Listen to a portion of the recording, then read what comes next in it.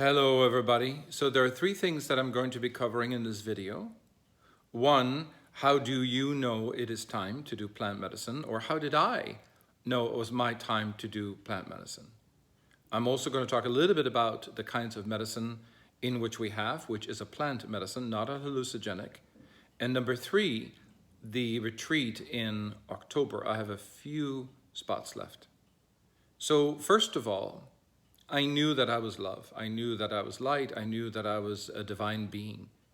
But that divinity, that light, that love was not consistent. I felt that much of my day was consumed and preoccupied by what the ego does is loop and repeat, loop and repeat, loop and repeat. So I came to the awareness that a big part of my life was about repeating and looping, that every day I was going through this entire process of thinking and looping and thinking and repeating. And no matter how much I had meditated, I needed to get beyond the duality of my ego. I needed to see who I was as a being on the other side of that veil.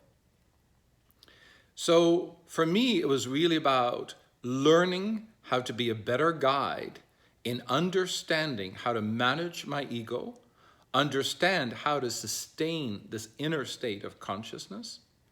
And for me, the medicine became the guide to do this. Now, it took me a very long time, and you need to know that you find the right person for you. So if I'm not the right person for you, it's all beautiful, it's all good. But you need to find somebody that you feel is the right guide for you.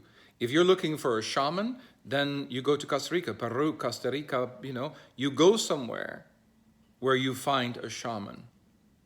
Caesar, as far as I'm concerned, is a divine shaman. But he sees himself as a guide.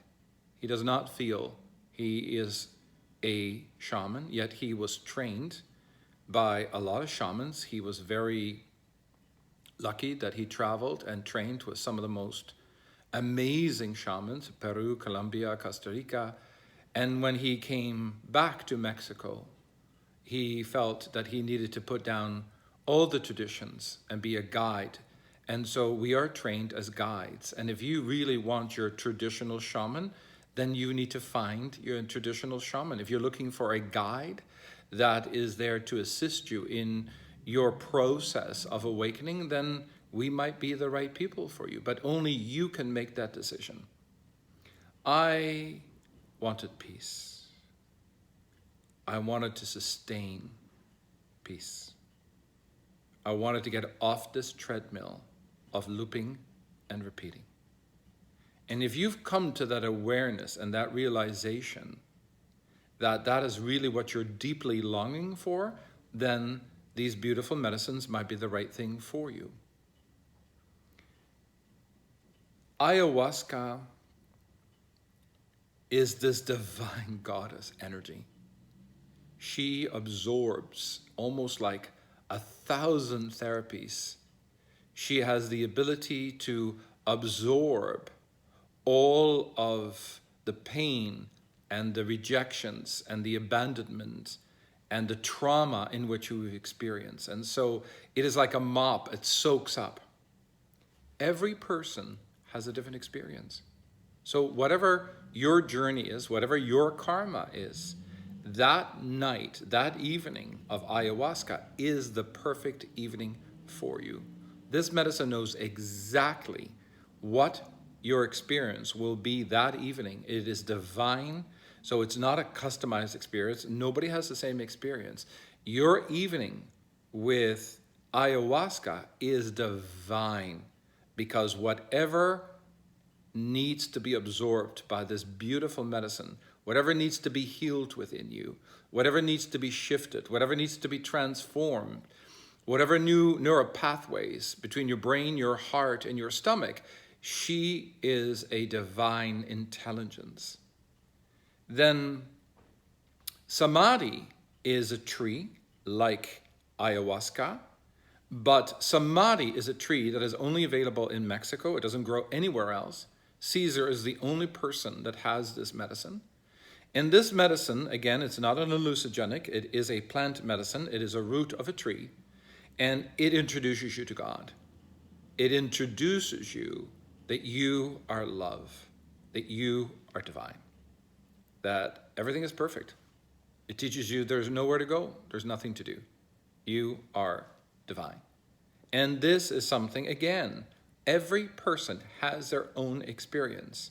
Whatever experience you have is divine to you.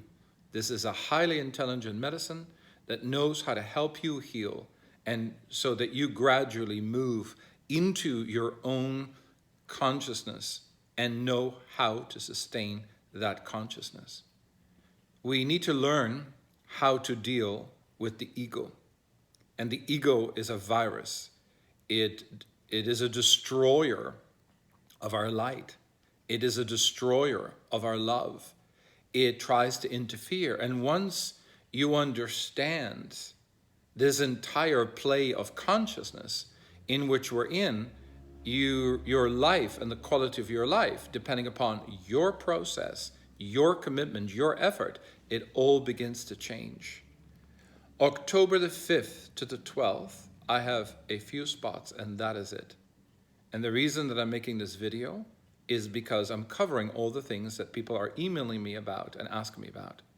I send you love, I send you light. May you find your peace no matter what you do.